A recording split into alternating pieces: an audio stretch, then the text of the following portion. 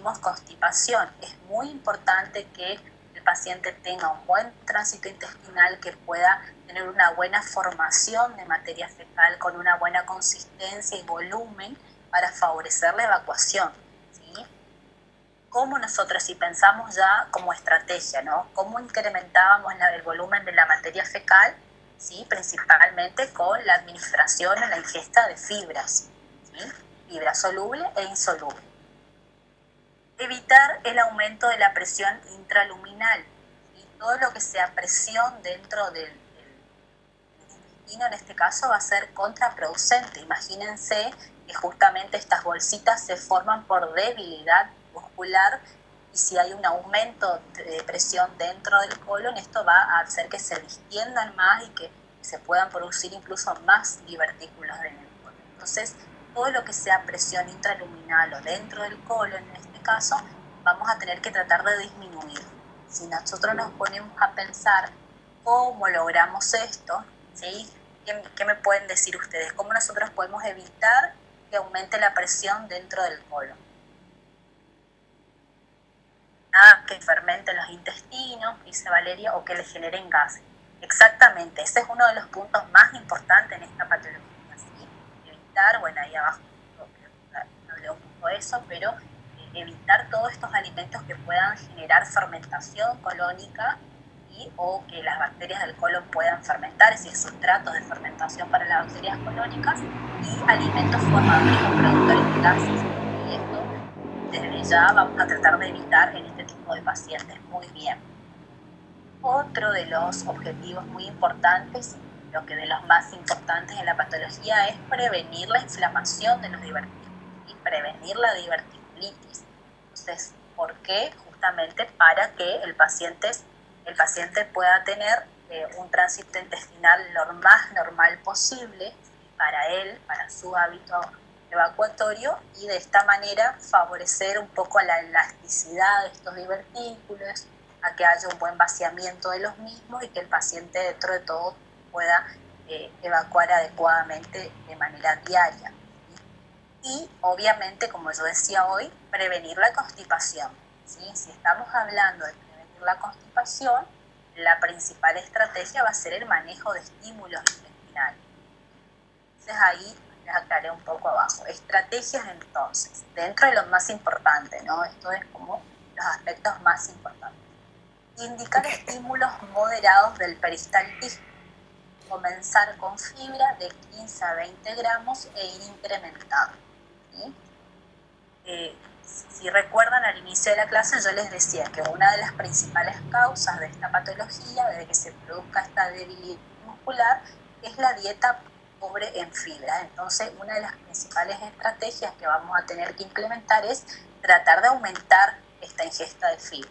Pero es muy importante esto de que sea progresivo.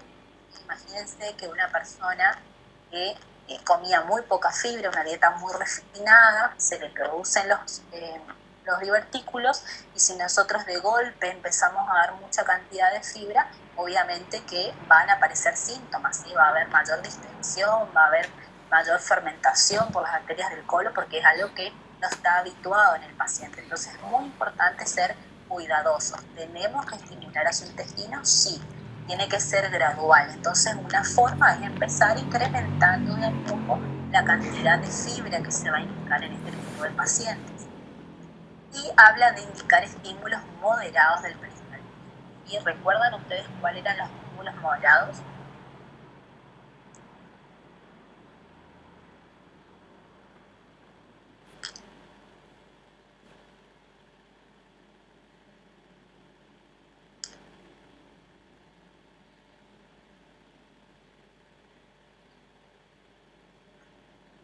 ¿Cuáles eran los estímulos moderados del peristaltismo intestinal? Fibra soluble y fraccionamiento. Exactamente, Sofía. Entonces, desde ya vamos a tener que pensar en que este incremento y esta progresión en la ingesta de fibras del paciente va a ser principalmente a base de fibra soluble, ¿sí? El fraccionamiento es otra de las estrategias que sí o sí vamos a utilizar y a la cual vamos a recurrir para estimular completar este reflejo gastroduodenopolónico, pero es muy importante esto de la fibra, ¿sí? Fíjense, yo les aclaré algunas cuestiones que a veces no aparecen en la bibliografía. Se puede indicar estímulos intensos, pero se deben evitar todo tipo de partículas o parte de alimentos que no, digamos, que se puedan depositar en los divertículos y que puedan causar esta infección o inflamación.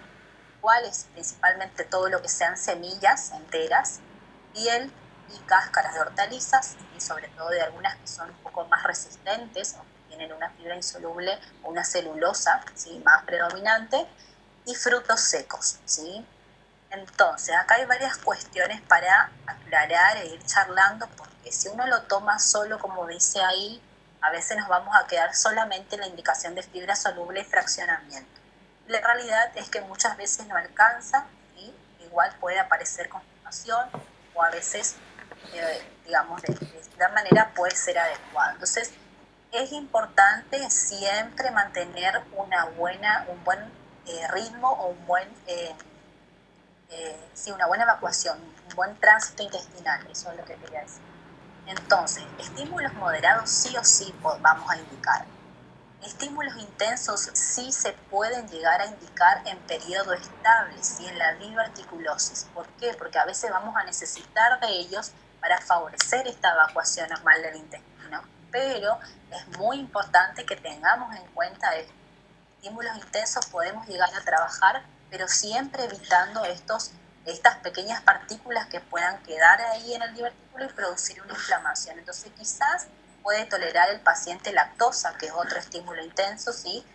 Siempre en patologías intestinales, y nosotros somos muy repetitivas con eso, pero es la realidad, siempre es según tolerancia del paciente. Por eso es tan importante hablar con el paciente, hacer buenas anamnesis alimentarias y el seguimiento, porque todo depende de su tolerancia. Si uno puede manejar los parámetros generales de cada patología, pero después uno sí o sí se va adecuando a cada situación particular. Entonces quizás podemos indicar lactosa, quizás podemos indicar azúcares simples, ¿sí?, en cantidades normales, para que esto también favorezca a una evacuación normal del intestino.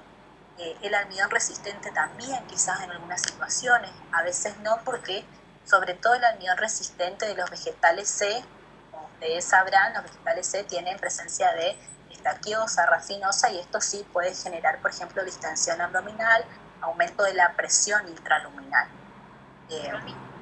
Sí. Voy a tomar a partir de esto que vos estás diciendo como analogía, sí, de que el músculo es el que en el músculo intestinal es donde se generan los puntos de debilidad intestinal, y a medida que vamos trabajando la parte de estímulos, el paciente va disminuyendo esta debilidad intestinal. Y así como vos mencionaste que es correcto incorporar los estímulos moderados y que es correcto ir incorporando los estímulos intensos,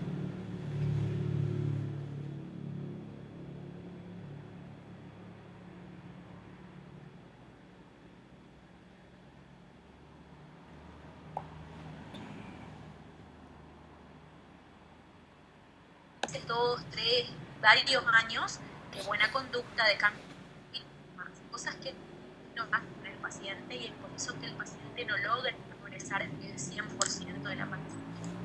Pero esta es una de las patologías crónicas que se pueden progresar hasta la incorporación de casi todos los estímulos o todos los estímulos que el paciente tolere progresivamente. ¿Por qué decimos progresivamente? Por lo que nos explicó Romina. Yo le llego a poner una fibra insoluble y el paciente no está en condiciones de recibir una fibra insoluble, y puede esa fibra entrar al divertículo, infectar el divertículo y volver a la diverticulitis. Es decir, que retrocede todo su tratamiento. La diverticulitis a repetición, es decir, la inflamación de los divertículos en forma reiterada, son motivo para cirugía. Es decir, para sacar la parte enferma del paciente y conectar las partes sanas. Se saca son porciones pequeñas. Los cirujanos hacen una cirugía en donde extraen la parte enferma y anastomosan o unen la parte sana, pero se da a repetición, a repetición, a repetición. No deja de ser una intervención quirúrgica y no se recupera la parte perdida. o sea, la extensión del intestino. Se puede llegar a recuperar las funciones, pero no la extensión. Y tiene que ver con la gravedad. ¿Cuántos divertículos hay? ¿Cuántas bolsitas se encuentran? Si en realidad son espaciadas las bolsitas, ¿hay posibilidad de recuperar la función intestinal? Yo conozco gente que hoy día consume cualquiera de todos los alimentos que tienen fibra, pero ya recuperaron completamente la salud muscular del intestino. Ya no tienen más invaginaciones. Las que están imperceptibles, de manera que no hay nada que pueda depositarse en ese lugar. Ahora, es crónico y hay una predisposición, de manera que si cambia la dieta y deja de consumir fibra, se pueden volver a formar las invaginaciones. Es por eso que es tan difícil que el paciente llegue a incorporar todo tipo de fibra, es por eso que es tan difícil que no recaiga, es por eso que es tan difícil de mantenerlo no quirúrgico.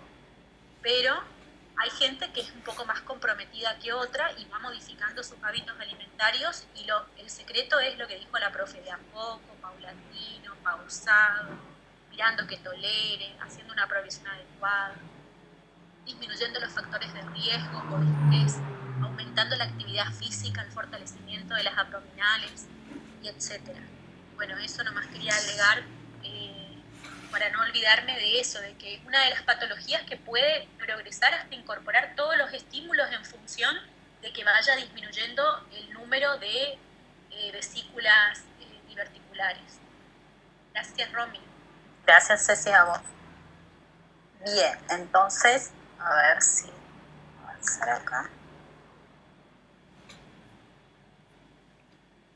Bueno, antes de llegar a la diverticulitis, vamos a cerrar un poco la idea, más allá de todo lo que ya aportó Ceci, que es básicamente lo más importante. ¿Sí? Recuerden que si vamos a hablar, por ejemplo, de lo que son las características físicas y químicas para el plan alimentario en esta situación, tenemos que tener en cuenta todos estos aspectos. Y entonces, si de hecho vamos pensando en las consistencias, básicamente en el paciente estable, ¿sí?, el paciente va a poder manejar todo tipo de consistencia, ¿sí?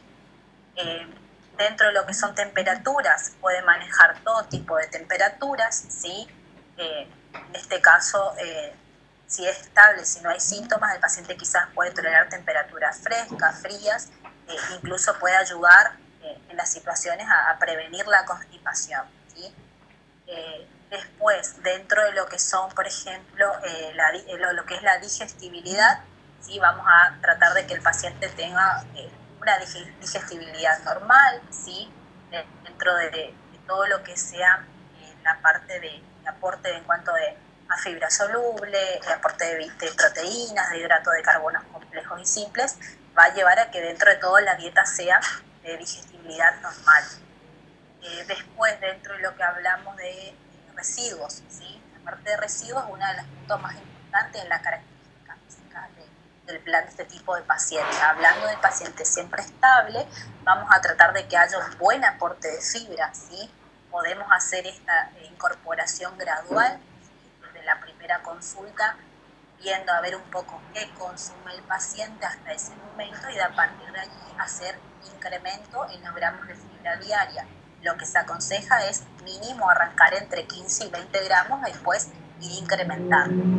Obviamente en las primeras etapas va a ser a predominio de fibra soluble, ¿sí? Después, una medida que el paciente va avanzando en su tratamiento y vemos que se va adecuando, que va